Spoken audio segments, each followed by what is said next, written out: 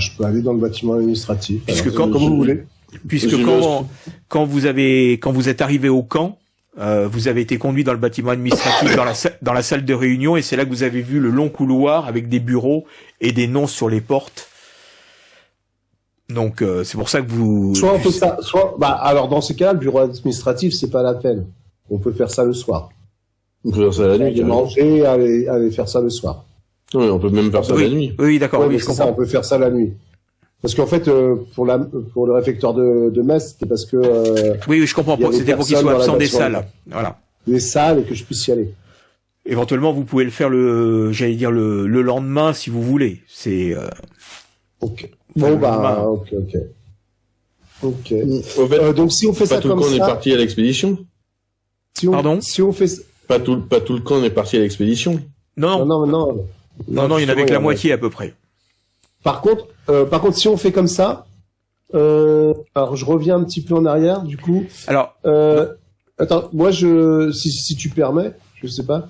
Moi, je reste avec les. Quand on est revenu en fait de l'expédition là. Oui. Je reste avec les ouvriers et je leur donne un coup de main pour entreposer dans l'entrepôt. D'accord. Bon, faut voir s'ils sont réticents ou pas, ou s'ils acceptent. Et que comme ça, je peux rentrer dans l'entrepôt.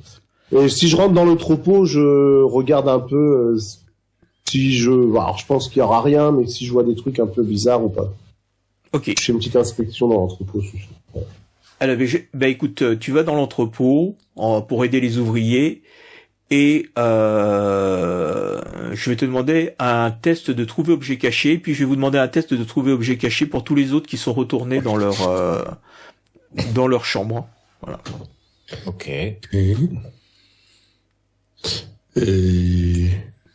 Pas du tout. Il est donc quelque part là où je ne le trouve pas. Moi aussi. Ouais. C'est-à-dire... en fait, dans le sensoriel. Yes. Alors. Et je le coche du coup. Ah oui, j'ai complètement oublié de cocher, mais j'ai réussi moi depuis le début de la partie. Donc pour ceux qui ont réussi, effectivement, vous pouvez cocher. Donc pour ceux qui ont réussi, donc a priori sont ceux qui sont dans leur chambre. En vous changeant, vous avez la curieuse impression que vos effets personnels ont été fouillés. Voilà, la trousse de toilette qui se trouve pas là où vous l'aviez mis, c'est bizarre, les chaussettes qui se retrouvent au-dessus des caleçons. Non, tu fais jamais ça. Voilà. Donc le professeur Young sort de sa chambre et va interroger ses camarades en leur disant est-ce que vous aussi vos affaires ont été remuées? Je vous confirme, Dr Young, oui, on a touché à mes affaires. On n'a pas touché au miel. Qu'est-ce qui se passe? J'en ai Tout cela est bien idée. étrange. Non, franchement. Mais qu'ont-ils voulu trouver Que cherchait-il? Peut-être des choses de ce qu'on vient faire ici, en fait. Je vérifie si on a touché à... si j'avais des choses précieuses, genre des bijoux, enfin, des choses de valeur plutôt, parce que des bijoux non, mais... Moi, je pense qu'ils nous ont rien aurait pris. pu être volé. Non, tu ne constates rien. Mais par contre, si on avait des carnets, à mon avis, on avait laissé des notes d'anciennes missions, là, oui, effectivement. C'est plus compromettant, mais je pense pas. Le seul, à mon avis, c'était Thornton, mais je pense pas il m'a pas dit qu'il partait avec ses livres et ses grimoires. Non. Qu'il a tout laissé à Boston, donc bon. Il a un calepin avec des notes où il y a des mots de Quechua, d'ailleurs qu'il a sur lui, donc voilà. Mais il n'avait rien de compromettant. J'ai bien fait de Ils pas ont amener pu mon trouver instrument. mon arme. Moi. Mon arme est toujours là. Oui, tu. Ok.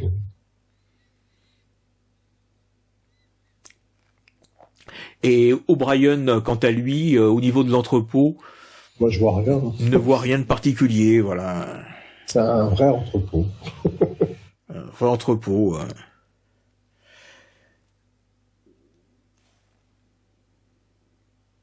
Mais Donc tu vois bien des barils un peu voilà qui sont avec le nom de la NWI qui sont dans un coin. je pense que C'est là aujourd'hui. C'est là où vous mettez les carottes. Ouais, ça c'est ceux-là ils sont vides. Voilà. C'est ceux où on entrepose justement ceux voilà, quand on trouve sur des carottes intéressantes, on les met dedans et puis après on voilà, avant on les stocke avant de les envoyer. Et vous êtes bien payé. Oui, pour faire ouais. Alors évidemment, on est d'autant mieux payé que eh bien là on a quasiment aucun endroit pour dépenser notre argent. Donc il y en a une on nous verse ici une prime de vie pour nos petits achats, le tabac, l'alcool quand on descend au village, et puis on a une partie de notre salaire qui est versée directement aux États-Unis. Donc quand la mission sera finie, on va récupérer un joli pactole. Puis en plus ça intéressé sur si on trouve des choses. Bon, j'avoue que pour l'instant, c'est un peu ça, c'est un peu C'est un peu la dèche, hein, là. C'est un peu la dèche, ouais, exactement. Ouais, on a un peu, là, depuis un an qu'on creuse, on n'a rien trouvé. Alors, si de temps en temps on trouve bien des échantillons, mais le boss, il nous a dit que pour l'instant on n'avait rien trouvé d'intéressant. Donc bon. Et tous les jours vous vous réveillez à 6h du mat. Putain. Bah ouais, sauf le dimanche, hein. Ah, c'est le jour du Seigneur. Voilà, exactement. Et puis des fois, on a une petite permission de 2 jours, donc on peut descendre jusqu'à One Coup de Chaud pour boire un coup. Il y a des nanas là-bas, sympa. Bon, enfin bon, bref. C'est pas folichon. C'est pas folichon, ouais, bah ouais. Non, parce que 2 ans, j'espère que vous avez eu des permissions, peut-être, dans 2 ans. Hein. Bon, enfin. Ok. Ah, c'est pour c'est que ça t'intéresse? Ah, bah, ça peut intéresser, ils payent pas trop là-bas. Enfin, c'est pas.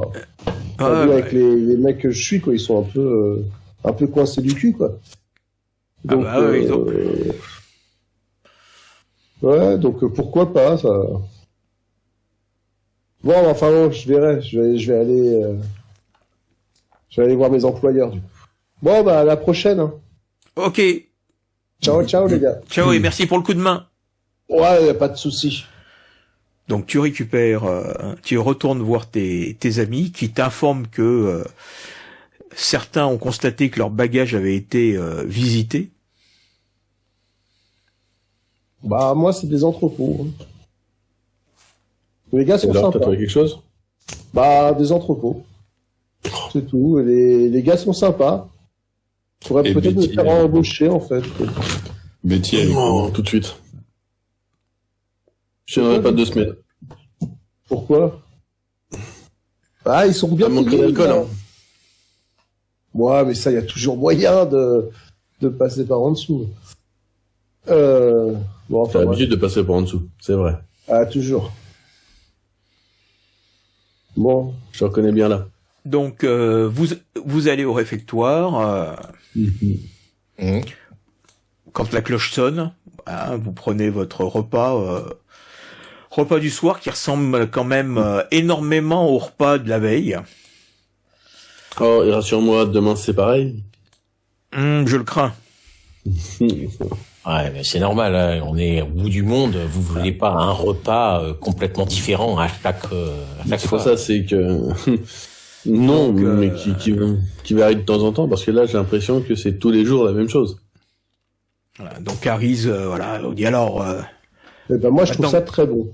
Maintenant que vous êtes de retour au camp, alors toujours aussi content de cette journée?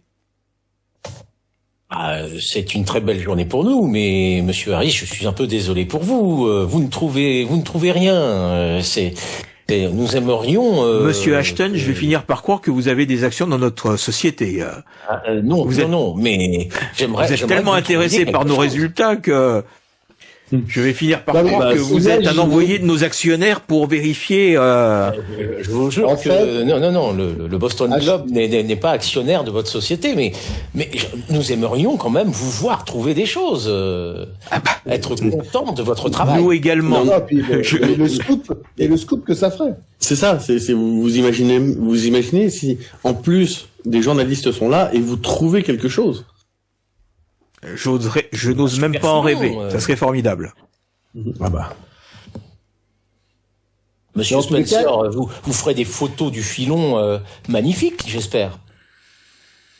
En tous les cas, quelle technologie, je suis heureux que je connais pas grand-chose. Voilà, c'est une vraie réussite. C'est une vraie réussite. Et au moins, cet aspect-là est un vrai succès.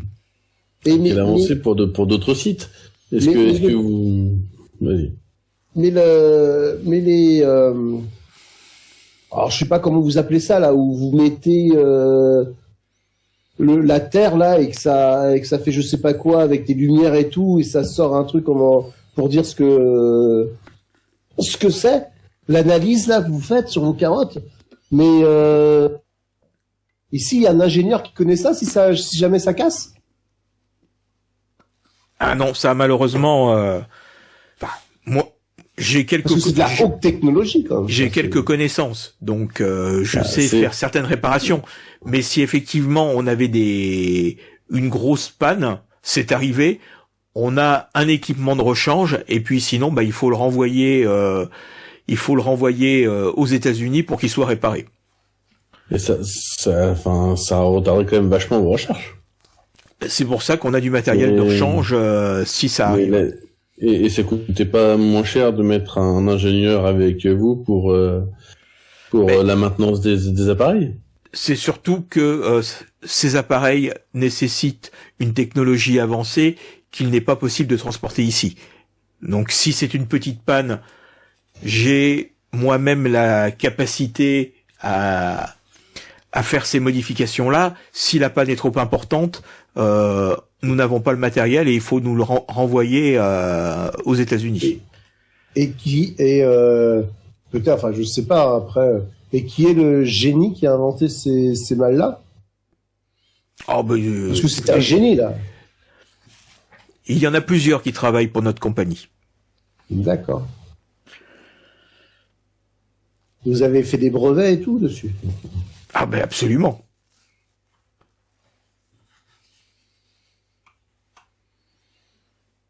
Donc, et ça marche avec du pétrole? C'est ça fonctionne avec une certaine énergie? Ce modèle-là fonctionne avec des carottes de matière solide.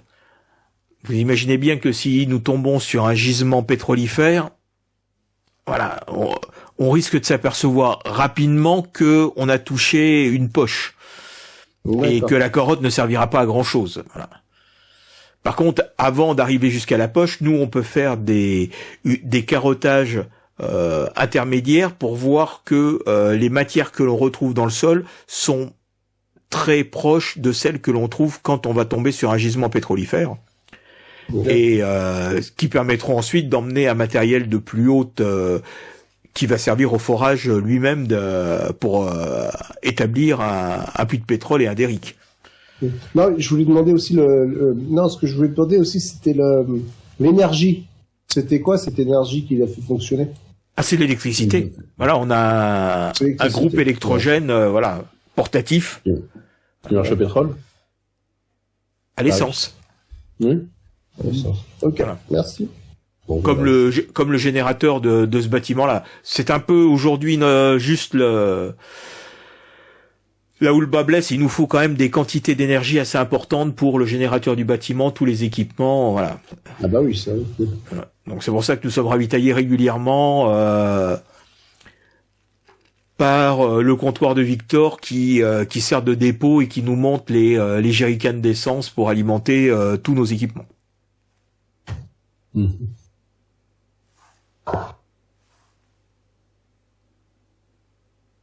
Donc vous terminez le repas.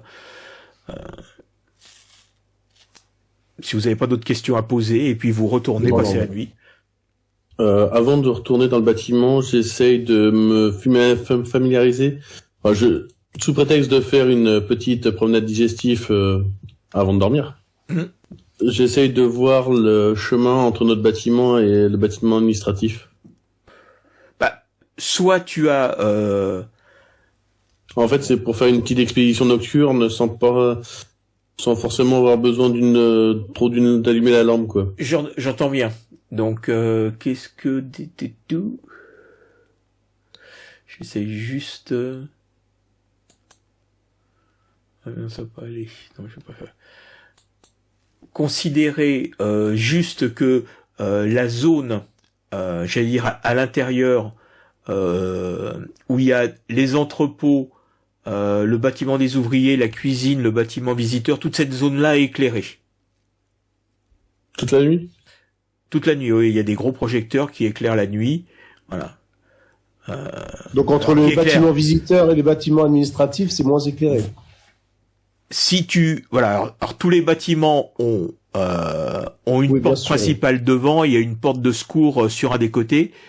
Donc pour votre bâtiment du côté il y a une sorte d'issue de secours qui est par ici, et cette zone-là est moins éclairée, donc il y aurait possibilité de passer par derrière jusqu'au bâtiment administratif.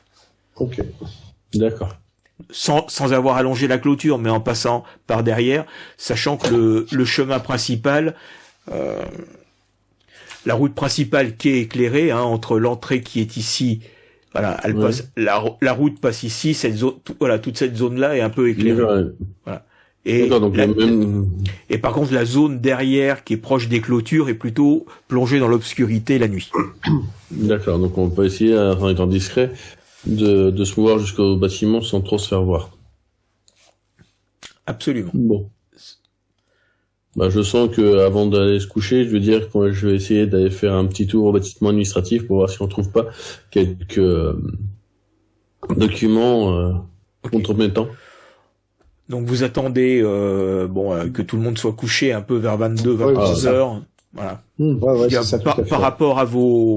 Par rapport à votre petite salle commune qui est à l'avant du bâtiment, vous voyez que le bâtiment dégradé, le bâtiment non pas dégradé, mais qui est en parfait état, mais où sont logés le personnel, les managers du camp, sur le coup de 22h30, 23h, les lumières s'éteignent. On attend 1 heure ou 2 en plus pour c'est ça. dormir en plus. Et donc qui va faire cette visite nocturne ? Moi j'y vais. Moi j'y vais aussi. Par contre, je demande à soit Ashton, Thornton, Spencer ou Dr. Young, qui fassent quand même le guet par la fenêtre. Ouais, je veux bien faire le guet. Moi histoire de prévenir si jamais il y a des activités. Voilà. Puis moi, je préfère pas y aller dans le sens où si on est trop, on risque de se faire. Oui, non, mais ça de toute façon, faut pas. Je laisse l'équipe de choc alors. Allez-y, gars. Ouais, tu laisses les Irlandais y aller, quoi, comme d'habitude. Bon, go. Allons-y. Mais le son porte bien. Je pense qu'il va y avoir un test de discrétion à faire, quoi. Ouais. Ça va. Facile, ça. Vous voyez qu'il est à l'aise, le petit. O'Brien. Donc vous arrivez à la porte du bâtiment administratif. Alors il fait nuit, il y a personne autour, vous êtes loin de la lumière, donc en plus quelqu'un qui serait dans la lumière, vu que la lumière c'est des projecteurs qui sont assez intenses, ça veut dire que ce qui est derrière dans l'obscurité se voit encore moins bien à cause du contraste. Donc passant par derrière, vous êtes quand même relativement discret. Vous vous entendez parler des gardes à l'entrée, la nuit. Vous en voyez un qui patrouille, mais voilà, vous voyez bien il fait ça de décontracté. Il fait plus pour vérifier qu'il y a personne, qui se balade, autour de la barrière et tout ça que. Et donc, vous arrivez à la porte du bâtiment. Moi, je sors quelques petites... je sais pas, on essaie de voir... Ouais, vous essayez d'ouvrir la porte, elle est verrouillée. Je sors quelques petites pinces, quelques petits trucs, et j'essaye de... Crocheter. Je fais un jet. Pour celle-là, non. Là, c'est une serrure assez rudimentaire, donc tu arrives à pénétrer à l'intérieur. Enfin, ouvrir la porte. Voilà. Oui, qu'O'Brien a l'air de savoir un petit peu crocheter les serrures. Et non, tu crois? Et donc, parce que tu crois franchement qu'on s'y attendait pas? Et donc là, vous êtes à l'entrée vous êtes plutôt à l'arrière du bâtiment, donc plutôt de côté de l'infirmerie.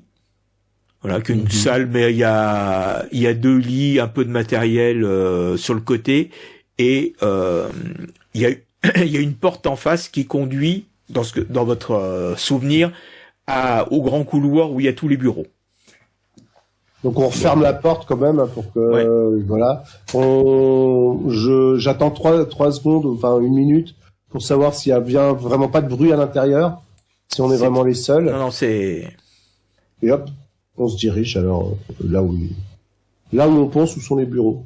Alors, vous rentrez dans ce grand couloir et donc là effectivement, vous avez 3 portes.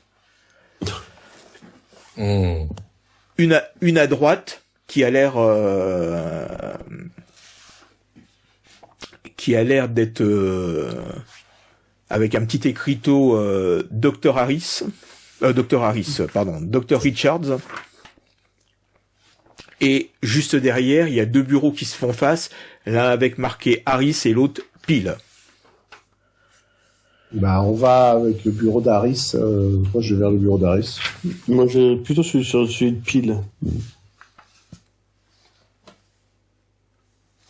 Ouais, moi j'avais dit que je voyais que par la fenêtre, mais je vais devoir aller sur la 3e porte. Au moins, toi, ce que tu peux faire, c'est faire le guet dans l'infirmerie. Oui, c'est ça, c'est vrai. Bon, je fais le guet dans l'infirmerie parce que j'ai pas trop envie de jouer aux enquêteurs discrets, pas très discrets. Comment ça, pas très discret? Je te jure, non mais t'as qu'on a des réputations comme ça. Oh. Donc pour O'Brien, pour le bureau de Harris, tu peux faire un test de crochetage. Voilà. Je croise les doigts. Ouais, ça passe. Allez. Magnifique. Il est très fort. Ah, c'est serrurerie. Le crochetage. Oh. Est-ce que j'ai un peu de crochetage aussi? C'est dans où? Savoir-faire, métier. C'est des spécialités. Qu'est-ce que je voulais regarder? N'osez pas. Alors, donc tu rentres sur le bureau d'Harris. Donc tu vois qu'il y a un grand bureau avec pas mal de papiers dessus. Et à côté, tu as une sorte d'armoire avec des tiroirs métalliques. Okay. Donc sur le bureau, voilà, tu commences à soulever. Donc bon, j'imagine que vous avez pris des lampes de poche pour au moins regarder sans allumer la lumière et éveiller les soupçons. Donc tu regardes et tu vois que ce sont les cartes dont Harris a parlé. Donc tu vois effectivement un plan qui ressemble à un plan de la région où tu vois le village de Wankucho, des montagnes, des massifs et puis plein de carrés qui sont notés et avec des codes. Et il y en a un qui attire ton attention parce que tu as alors il porte le nom A48. Et tu vois que il est entouré en rouge. Ok. Et tu vois que, par exemple, tu reconnais l'endroit où vous avez été ce matin. En voyant un peu, et tu vois, voilà, que il porte un autre code, mais voilà. Et mais est-ce que par hasard il n'a pas été fait déjà? Non. Le A48? Non, celui où on a été ce matin. Non, c'était un nouveau quand même. Alors, en regardant, tu penses qu'il a peut-être déjà été fait, mais t'es pas sûr. Ouais, c'est ça. Ok.